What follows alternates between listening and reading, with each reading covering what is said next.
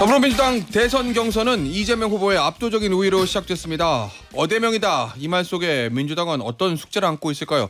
더불어민주당 정성호 의원과 함께합니다. 의원님 안녕하세요. 네, 안녕하십니까. 네. 의원님 축하드려요. 뭘 축하해요.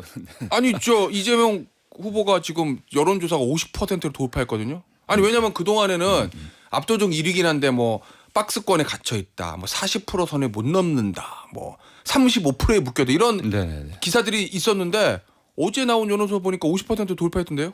이제 뭐 경선이 좀 진행되고 있고 예. 또 대선이 얼마 남지 않으니까 이제 국민들이 관심을 갖고 예. 조금씩 선택을 해나가는 과정 아니겠습니까? 예. 그런 과정에서 결국 이 국가적 위기를 타개할 지도자가 누구인지 그런 거에 대한 평가 아니겠습니까? 좀 그런 면에서 뭐 민주당은 지난 3년 동안 잘 이끌어왔고 예. 또 총선 승리했고 최근에 또 형사 재판에서 2건 무죄 받지 않았습니까? 예. 이런 면에서 소위 말하는 사법 리스크가 그게 집권 여당이나 윤석열 대통령이 만들어낸 정치 보복이었구나. 또 이런 판단도 좀 하시는 것 같고요. 예. 또 민주당의 경선은 세 분 다 뛰어난 그 정책 역량을 갖고 계신 분들인데 또 정책 그 경쟁이 좀 괜찮게 이루어지고 있는 것 같아요. 네. 예.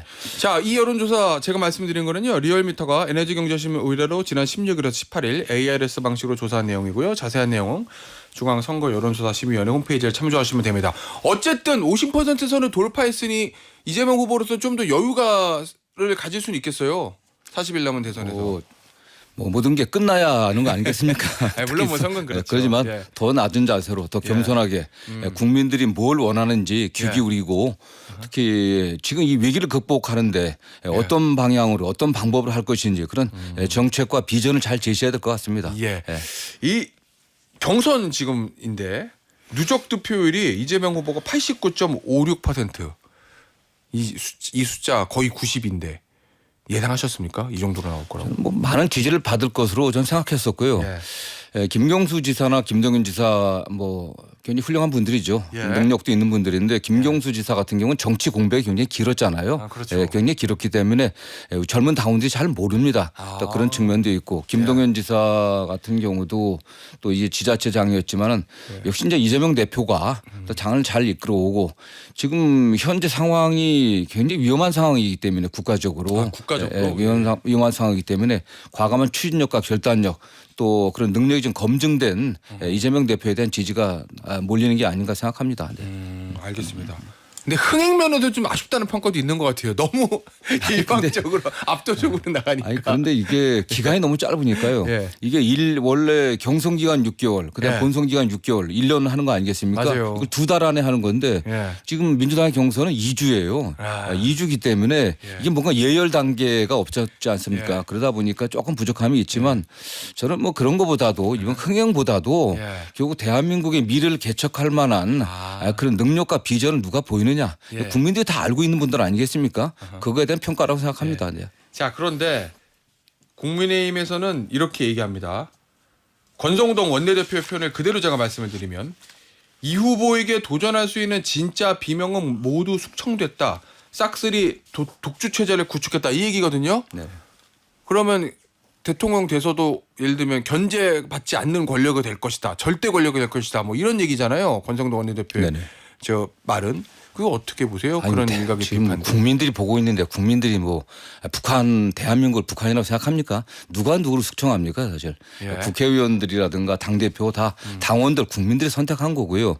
이재명 대표의 그동안 성과의 반영인 거고 예. 이재명 대표가 만약 국민들의 선택을 받는다고 하면은 예. 이재명 대표를 물론 당내에서도 견제해야 되겠지만 이재명 그 집권 여당을 견제하는 또 야당의 책임이에요. 예. 본인들이 현재 조기 대선을 만드는 책임이 국민의힘에게도 있는 거 아니겠습니까? 예. 본인들이 야당이 된다고 하면 어떻게 잘하겠다는 걸 생각해야지 지금 무슨 뭐 독주 체제에 대한 질투심 아니겠습니까? 질투심이요? 예. 1등 주자에 대한 질투심 이상도 이하도 아니라고 보고 있고요. 예.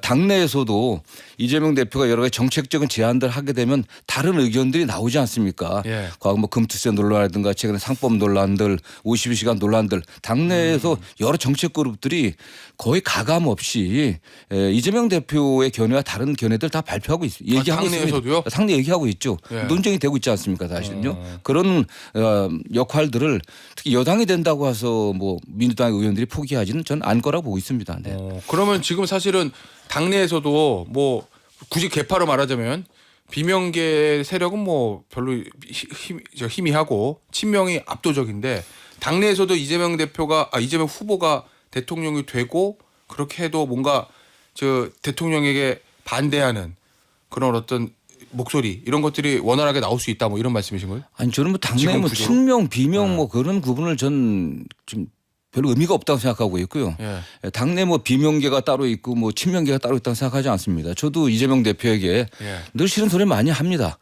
예. 밖에 여론들 특히 보수적인 언론들에서 나오는 비판적인 예. 견해들 있지 않습니까? 그것도 예. 전달하고 또 대표가 예. 그런 측면이 있죠 하면서 수용도 많이 합니다. 네. 그렇습니까? 네네. 오, 알겠습니다.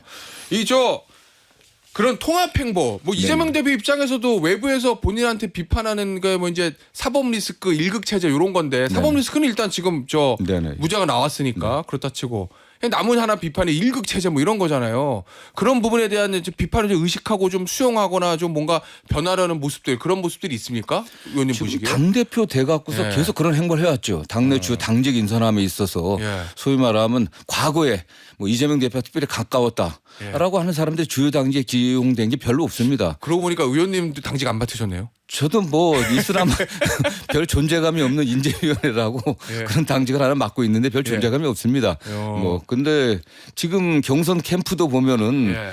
윤호중 그 총괄 그 본부장 총괄위원장 그 밑에 예. 강훈식 의원들 뭐 핵심 맡고 있는 한병도 의원들 소위 말하면 그 핵심 친명이라는 소리를 들었던 분들이 아니거든요. 네. 꼭 그렇긴 하죠. 예, 예. 되게 그렇습니다. 그렇고 본선에 가도 그렇고 예. 당 내나 당 밖이나 다 통합할 수 있는 또 정권 교체를 간절히 바라고 있는 많은 당원들이 참여할 수 있게 만들 계획입니다. 네. 알겠습니다. 남은 경선이 이제 호남 남았고 수도권 남았잖아요. 네네. 의원님 남은 경선의 변수는 뭐가 있을까요? 뭐 큰 변수는 없고요. 예. 결국은 저는 그 후보도 조심을 하고 있지만은 예. 우리 민주당의 아. 의원들이 본선을 생각해갖고 각별히 언행과 태도를 특히 말과 태도를 조심해야 되지 않나 생각합니다. 예. 어려운 시기에 국민들의 마음에 상처를 주는 그런 발언이나 행동하지 않게 조심하면서 예. 국민들의 희망을 만들어내는 그런 민주당의 자세 또 후보들의 어떤 정책 제시가 좀 예. 필요하다고 생각합니다. 네. 이 경선 뒤에는 캠프에 상대였던 뭐 김동연 후보나 김경수 후보 이 두 후보들이 어떤 역할을 좀 하게 될까요? 김경수 전 지사는 당연히 역할을 할 것이고요. 그러나 그러나 김동연 지사는 현직 그 도지사기 때문에 공무원이기 때문에 이제 선거에 가입은 참여를 못 하고 예. 다만 각 캠프에 있던 분들 예. 핵심적인 분들도 또 예. 역할을 할 수 있게 충분히 배려할 계획입니다. 네. 예. 의원님 지금 이제 조기 대선이 두 번째잖아요. 네네, 예. 그런데 지난 2017년 대선 때도 당시 이제 문재인 후보의 당선이 유력하긴 했는데 네네. 그때에 비해서 그때만 해도 보수 진영 내에서 뭐 문재인 공포증 되면 안 되는데 이 움직임보다 지금의 이제 이재명 후보에 대한 그런 비토 정서를 좀 더 센 것처럼 보이거든요. 네네. 그건 왜 그렇다고 보십니까? 그 이재명 대표가 저는 뭐 성남시장 경기도지사로 그 재임하면서 보여줬던 그 추진력, 어떤 결단력 이런 거에 대한 그 왜곡된 평가라고 생각합니다. 그리고 지난 3년 동안 윤석열 정권이 정말 가혹하게 이재명 대표를 수사했거든요. 수백 번의 압수수색을 통해 갖고서 막 굉장히 이재명 대표가 나쁜 사람이다, 범죄자다 이런 프레임을 만들어냈는데 그게 허구라고 하는 게 좀 벗겨지고 있기 때문에 저는 뭐 그런 두려움들 좀 없어질 거로 보고 있고 결국 이재명 대표가에 대한 그런 두려움은 결국 독주할 거라고 하는 그런 두려움 아니겠습니까? 그런 점에 관련해서는 당내에서도 충분히 쓴소리를 할 거고요. 당외에서도 마찬가지입니다. 이재명 대표가 생각보다 우리가 느끼는 것보다는 국민들의 목소리에 철저히 귀 기울이면서 행보를 할 거다라는 생각을 합니다. 네. 이번에 사실 또 이제 탄핵으로 찬탄 반탄 이래서 좀 국민들이 분열돼 있는 모양새들이 있는데 네네. 만약에 이재명 대표가 후보되고 대통령 되면 어떤 국민 통합을 위한 어떤 저 메시지라든지 정책 이런 것도 좀 준비하고 있는 게 있습니까? 저는 뭐 그게 최우선적인 그 예. 과제라고 생각하고 있고요. 예. 결국 국민들이 보기에는 결국 인사를 어떻게 할 것이냐 이런 거 아니겠습니까? 맞아요. 예. 결국은 뭐 저는 통합형 인사가 되지 않겠나. 예. 내 진영 또는 나와 뭐 친소 관계, 뭐 지역 출신 이런 거 따지지 않고 예. 가장 그 위기 극복에 필요한 사람들, 유능한 인재들을 예. 또 각계각층 그런 분들을 뭐 기용해서 쓰지 않겠나. 저는 그렇게 예. 생각합니다. 네. 집권 기간 만약에 대통령 되면 집권 기간 내내 의원님이 앞장서서 쓴소리 하실 거죠? 저는 뭐 당연히 이렇게 할 겁니다. 알겠습니다. 자, 국민의힘 경선 좀 얘기 좀 해볼게요. 보셨을 거 아니에요. 네네. 언론 보도를 통해서. 야, 이거 국민의힘 지금 딱 1차 경선이긴 하지만 TV 토론하는 거 보니까 민주당 본선에 좀 위협이 되겠는데 이겁니까? 아니면 아휴 딱 한 두 번 보니까 그냥 우리가 그냥 먹겠구만 대선 이겁니까? 뭐 그런 건 아니고요. 참 한가해 보인다. 한가해 약간 보여요. 민망하다는 생각을 했습니다. 예. 이번 조기 대선이 왜 지금 실시가 됐습니까? 그 원인이 비상기업과 탄핵이요. 비상계엄과 탄핵이죠. 국민의힘도 책임이 있습니다. 윤석열 대통령을 만드는데 가장 중요한 역할을 했던 게 국민의힘 아니겠습니까? 그러면은 이렇게 조기 대선까지 이렇게 되는데 대해서 그리고 국가적인 위기를 만드는 거에 대해서 예. 그 8번의 후보자가 국민들에게 사죄하고 죄송하다. 우리한테 기회를 주면 다시 한번 잘해보겠다. 이런 것부터 시작해야 되는 거 아니겠습니까? 예. 무슨 뭐 예능 프로그램처럼 만들어 갖고 뭐 MBTI가 어쩌니 저쩌니 하고 또 이상한 뭐 외모에 대한 품평들 하고 그래도 되겠습니까 사실요? 저는 뭐 과거 집권을 했었던 여당으로서 너무 무책임한 것 같아요, 늘. 네. 무책임하다. 그런 가장 큰 국민의힘 경선 과정에서 그런 가장 큰 문제로 보시는 것이 이제 비상기업이나 탄핵에 대한 어떤 사과 이게 없다 이런 말씀이신 거예요? 첫 번째는 그거고요. 두 번째는 그 반 이재명, 엔티 이재명이 왜 아무 내용 없습니다 내용이. 우리가 이렇게 그 나라를 위기에 빠뜨렸고 그 빠뜨려진 그 위기를 어떻게 극복해 나갈 것인지 이런 거에 대한 자기 비전들이 없어요. 그리고 이재명을 잡을 사람은 나다. 이재명 이걸 후보는 나다. 이 얘기밖에 없지 않습니까? 예. 저는 그런 정당에게 어떻게 대한민국의 미래를 맡길 수 있겠습니까? 네. 알겠습니다. 결국 이제 무책임하고 비전이 없다 뭐 이런 말씀이신 것 같은데 왜 그런다고 보세요? 저는 뭐 준비가 안 된 후보들이죠. 이미 뭐 그 후보들이 윤석열 대통령과 함께 정치를 해왔던 분 아니겠습니까? 지난 3년 동안 다 책임이 있는 분이에요. 이 탄핵과 파면의 이런 일련의 과정을 만들어내는 데 대해서 어느 분도 자유롭지 않습니다. 그러니 할 말이 없는 거죠, 사실요. 그런 분들이 그렇게 무능력하고 무책임했기 때문에 윤석열 대통령이 저런 이상한 선택을 한 거 아니겠습니까? 네. 굳이 말하면 찬탄파와 반탄파 이렇게 나뉘는데 네. 지금 언론 보도 보니까 8명 중에 4명 이렇게 갈리더라고요. 네. 어느 쪽이 올라올 것 같습니까? 찬탄과 반탄. 그러나 결국 뭐 윤석열 대통령이 여전히 그 사저에서 정치를 하고 있고 또 형사 재판에 가서도 반성하는 모습보다는 뭐 계엄의 정당성 계속 강변하고 있지 않습니까? 이런 상황에서 여전히 또 윤 대통령 지지하는 그룹들이 있기 때문에 결국 뭐 반탄파에서 반탄파를 지지를 받는 그런 거 좀 유리하지 않을까 생각을 해봅니다. 오, 반탄파. 그러면 이제 김문수, 홍준표, 나경원 예를 들어 후보자 빼고 이쪽에 올라올 거다. 그거 바라시는 거 아니에요? 그러면 아주 쉽게 이길 것 같은데요, 본선 더. 그렇지는 않고요. 알겠습니다. 아니 오늘 아침 조간신문들 보니까 뭐 국민의힘 경선에 대해서 이런 주문들 하더라고요. 탄핵의 강을 건너라. 보수 언론 쪽에서 가능할 거로 보세요? 전 못 건널 거라고 봅니다. 결국엔. 그래요? 왜냐하면 그러려고 하면 윤석열 대통령부터 반성을 해야 되는데 어제 형사 재판에 나오셔갖고 말씀하는 걸 보니까 결국 국민의힘의 그 찬탄파의 발목을 꽉 잡고 있어갖고 건너지 못할 것 같습니다. 아니 다들 나만 이재명 후보를 이길 수 있다 이렇게 얘기하잖아요. 그 얘기밖에 없죠. 상대적으로 누가 그래도 부담스러우세요? 뭐 저한테 실적 알려주시면 특별히 부담되는 분은 없고요. 그 탄핵에 찬성했던 한동훈 전 대표도 그 당시 당 대표 아니었습니까? 윤석열 대통령이 사실상 지명한 당 대표예요. 그럼 당 대표로서 무슨 역할을 했습니까? 대통령이 그런 극단적인 선택을 할 때까지 아무 역할을 했다는 게 없는 거 아니겠습니까? 그게 좀 문제 아니겠어요, 이게? 그런 분이 어떻게 다시 탄핵과 파면을 극복하고 나라를 새롭게 하는데 역할을 할 수 있겠습니까? 그게? 알겠습니다.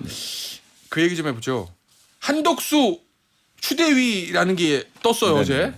그런데요 거기 멤버를 보니까 손학규 전 민주당 대표, 고건 전 총리, 이 노무현 정부 때 총리 지냈거든요. 노무현 정부 때 국정원장 했던 김만복 전 국정원장. 네네. 소위 말하면 이제 구리 말하면 당으로 하면 민주당 쪽 가까운 분들이 많던데 이거 어떻게 보세요? 이 움직임은?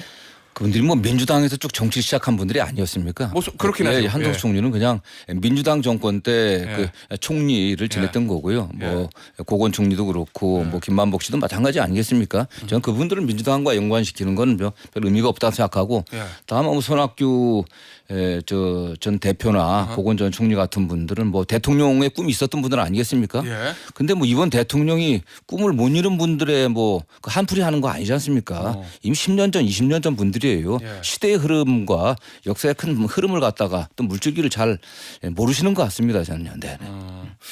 큰 의미는 없다고 생각합니다. 네. 예, 알겠습니다. 아니죠. 그런데 저 한덕수 후보, 죄송합니다. 권한대 이 결국은 국민의힘에서 얘기하는 빅텐트하고 연관이 돼 있는 거잖아요. 네네. 어제 이제 권영세 비대위원장도 빅텐트를 주도하겠다라는 취지 이야기를 했던데 민주당 내에서도 그 부분에 대한 어떤 대책이라든지 이런 걸 좀 세우고 계세요? 혹시 반명 전선이 넓게 퍼지는 거에 대비한? 그게 가능하겠습니까? 과거에도 대선 때마다 빅텐트 얘기했지만 성공한 적은 단 한 번도 없고요. 실현된 적이 없습니다. 그냥 이 헌정 질서를 유린시키는데 책임이 있는 그 헌정 질서 문란행에 책임이 있는 분들의 모임이 무슨 의미가 있겠습니까? 결국은 이번 대선은 헌정 질서를 수호하기 위한 세력과 헌정 질서를 문란시킨 또 유린한 그 세력과의 대결 아니겠습니까? 저는 그런 면에서 국민들의 선택은 분명하다고 보고 있습니다. 네. 예, 알겠습니다. 어찌됐건 간에 이재명 후보가 이제 50% 넘어서 현재까지 굉장히 좋은 흐름이긴 한데 그래도 본선 40일 남았잖아요. 네네. 친명계 좌장인 정성호 의원 보시기에 그래도 이거는 변수다. 마지막까지 봐야 된다라는 거 하나 있다면 뭐가 있을까요? 저는 다른 변수보다도 우리 스스로 늘 성찰하면서 또 반성해야 된다. 반성하면서 나가야 된다 생각합니다. 저는 뭐 우리가 민주당이 잘해갖고 이 조기 대선 국면 온 건 아니거든요. 어쨌든 이 국면을 만든 거는 윤석열 대통령의 계엄과 탄핵을 막은 가장 큰 힘은 국민들의 의지 아니었겠습니까? 그건 그렇기 때문에 국민의 뜻이 어디 있는지 늘 겸손하게 낮은 자세로 말과 행동 조심하는 거 이게 가장 중요하다고 보고 있습니다. 네. 박지원 의원이 얘기하신 정치와 선거와 골프는 고개 들면 망한다. 그 말씀하시는 거죠? 뭐 같은 내용입니다. 네. 네. 알겠습니다, 의원님. 오늘 인터뷰 여기서 마무리하도록 하겠습니다. 지금까지 더불어민주당 정성호 의원이었습니다. 의원님 감사합니다. 감사합니다.